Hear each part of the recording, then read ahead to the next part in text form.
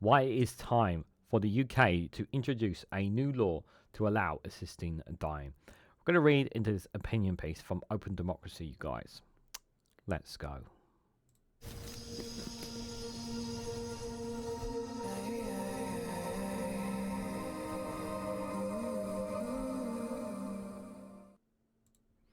Good morning, good afternoon, good evening, wherever you are in the world. This is Reganelite here with an opinion piece from Open Democracy with the headline that why it's time for the UK to introduce a new law to allow assisted dying.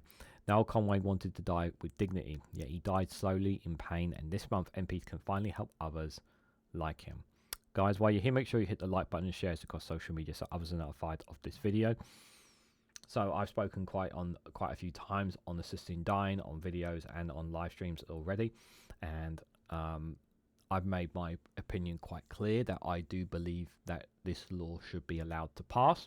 I do think that I have read the bill, and I do think with the safeguards that the bill has introduced, such as obviously having to speak to a UK High Court judge, having 2 independent doctors verify your condition, being registered 6 months for your GP, and even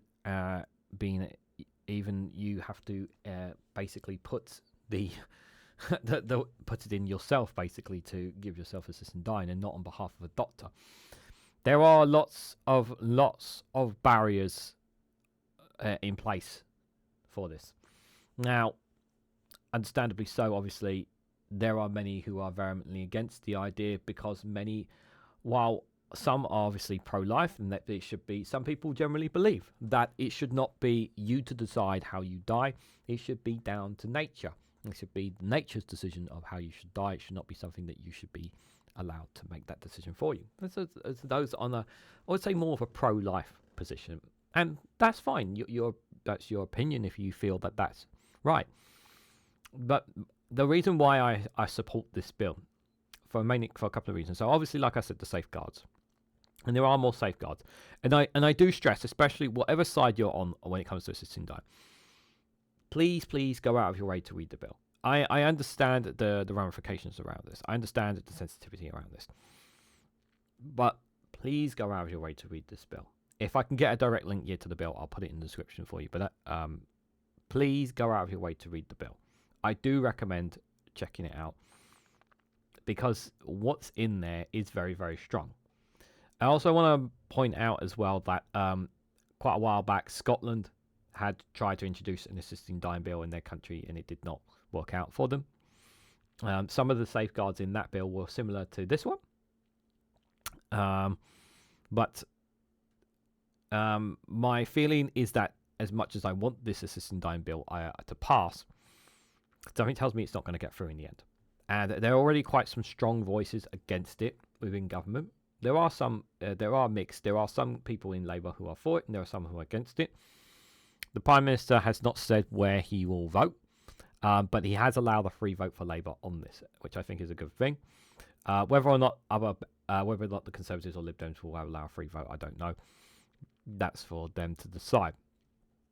But I do believe this assisting dying bill is about as strong as it possibly can be. And what I really don't like is that people don't have that choice. I think it's really important for people to have choice in life, especially those who are at the end of their life, who are suffering or consider themselves a burden on others, and that it is their will to want to die. And I think that especially when they are on the deathbed, then you have to be terminally ill to die, to have the assisted dying. You have to actually be terminally ill. It has to be verified by 2 independent doctors. You can't. I just want to point that out as well. You have to actually be terminally ill to have this as well. Like this story here about this person's died slowly in pain. Some pay out to go to Switzerland or another country to get the assisted dying.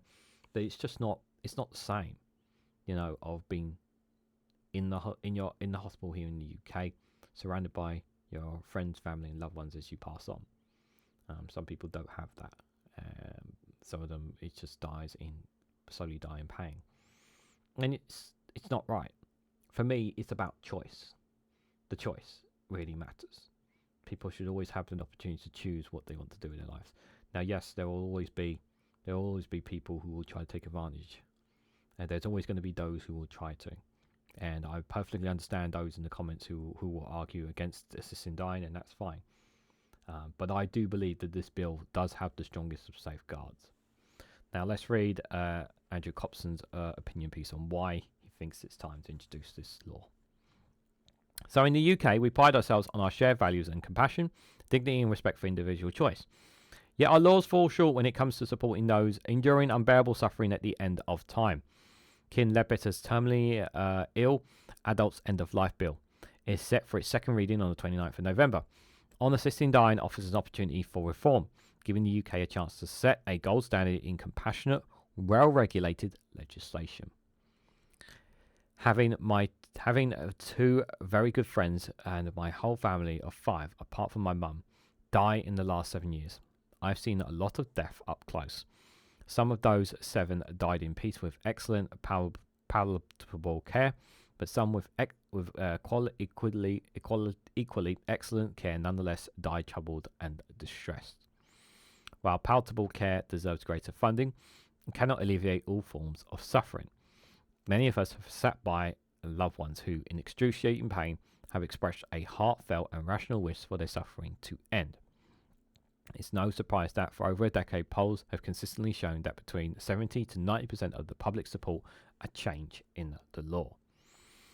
Polls, even if those polls say that, there are obviously concerns about it, and that's one of the things that politicians have. But it is good to know that the majority of the public are on board with it, but that's just what polls are saying.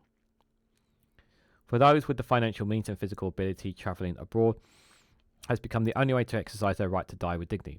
But this forces people to make difficult choices in there and to end their lives earlier they might have wished.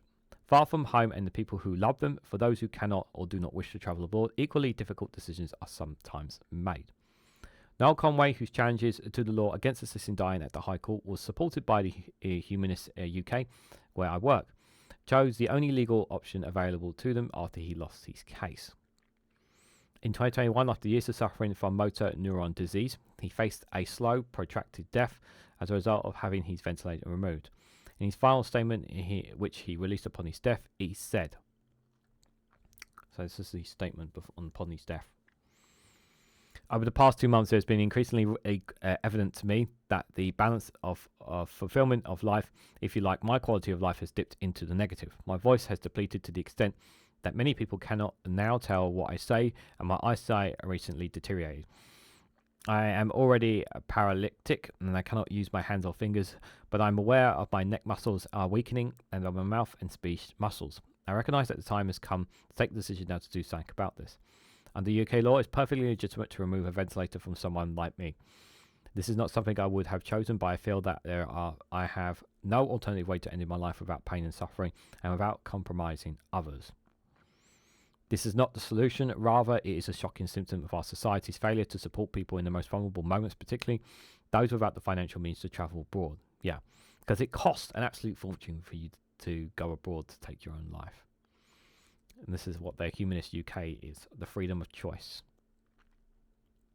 Far from being rational, assisting dying is a choice that liberal democracies around the world are increasingly recognising as fundamental to respecting personal autonomy.